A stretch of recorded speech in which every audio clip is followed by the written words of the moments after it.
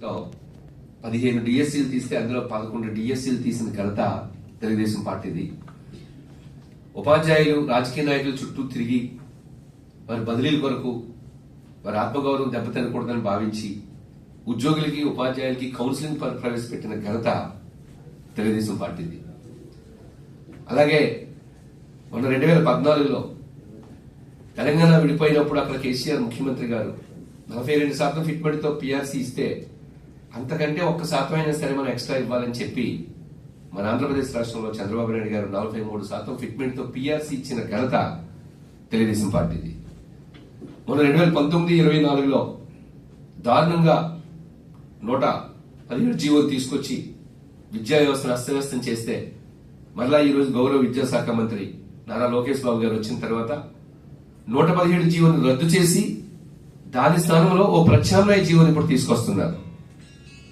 గత ప్రభుత్వానికి ఇప్పుడు ఎన్డీఏ ప్రభుత్వానికి తేడా ఏంటంటే గత ప్రభుత్వం ఉపాధ్యాయ సమస్యలు వినేది కాదు, వారి అభిప్రాయాలకు విలువనిచ్చేది కాదు. కానీ ఇప్పుడు ఎన్డీఏ ప్రభుత్వం ఉపాధ్యాయ సమస్యలు వింటుంది, వారి అభిప్రాయాలకి విలువనిస్తుంది. ఈ 117 జీవోకి ప్రత్యామ్నాయంగా తయారయ్యే జీవోలో ఉపాధ్యాయుల యొక్క అభిప్రాయాలను వారానికి ఒక్కసారి ప్రతి శుక్రవారం ఉపాధ్యాయ సంఘాలు వెళ్లి కమిషనర్ తో మాట్లాడి తమ అభిప్రాయాల్ని తెలియజేస్తున్నారు. ఈ ప్రత్యామ్నాయ జీవోని ఇప్పటికే పబ్లిక్ డొమైన్ లో పెట్టడం జరిగింది. ఉపాధ్యాయ మిత్రులందరూ దానిపై ఎలాంటి సందేహాలున్నా ఎలాంటి సూచనలున్నా సరే ఖచ్చితంగా పబ్లిక్ డొమైన్ ద్వారా ప్రభుత్వానికి తెలియజేస్తే ఉపాధ్యాయుల యొక్క అభిప్రాయాలు కూడా తీసుకుని కొత్త జీవో రావడానికి అవకాశం ఉంది. అట్లాగే రేపు బదిలీ చట్టం చేయబోతుంది. ఈ బదిలీ చట్టం చేసేటప్పుడు కూడా ఉపాధ్యాయులకు ప్రాధాన్యత ఇస్తూ ఉపాధ్యాయులు అందరూ 8 అకాడమిక్ ఇయర్స్ తీసుకోమంటే ఉపాధ్యాయుల అభిప్రాయం మేరకు ఉపాధ్యాయులకు గౌరవం ఇచ్చి రేపు రాబోయే బదిలీలో 8 అకాడమిక్ ఇయర్స్ తీసుకోవడానికి విద్యాశాఖ అనుమతించింది. అట్లాగే మన లోకేష్ బాబు గారితో ప్రైవేట్ మేనేజ్మెంట్లు, ఇంజనీరింగ్ కాలేజీలు కానీ, డిగ్రీ కాలేజీలు కానీ, ప్రైవేట్ స్కూల్స్ కానీ, ఐటీఐలు, వొకేషనల్స్, పాలిటెక్నికల్ వీరందరూ కూర్చుంటే 2 గంటల నుంచి 9 గంటల వరకు లోకేష్ బాబు గారితో చర్చలు జరిగాయి.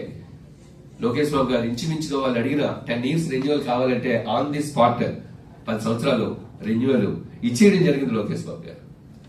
అంటే లోకేష్ బాబు గారు ఆ రోజు ఈ ప్రైవేట్ మేనేజ్మెంట్ తో మాట్లాడుతూ మొట్టమొదటి ఒక సెంటెన్స్ చెప్పారండి. మేము 10 జీవోలు తీసుకొస్తే 10 కార్యక్రమాలు చేపడితే అందులో 7 బాగా ఉండొచ్చు, ఒకవేళ 3 బాగా ఉండకపోవచ్చు. ఒకవేళ 3 కానీ తప్పు ఉంటే మీతో చర్చించి మీరు సూచిస్తే మేము దాన్ని సరి చేసుకుంటాం. అంతేగాని మా గవర్నమెంట్ ఈ జీవో తీసుకొచ్చింది, ఈ కార్యక్రమం అమలుపరుస్తుంది, మీరు గుడ్డిగా అమలుపరచండి అని మేము వెళ్ళం. ఖచ్చితంగా స్టేక్ హోల్డర్స్ ఎవరైతే ఉంటారో, ఉపాధ్యాయులు ఎవరైతే ఉంటారో ఉపాధ్యాయుల యొక్క మనోభావాలకి భాగస్వామ్యం కల్పిస్తూనే మేము ముందుకెళ్తామని చెప్పి లోకేష్ బాబు గారు చెప్పడం జరిగింది. అలాగే కేజీబీ గతంలో ఎంటీఎస్ ని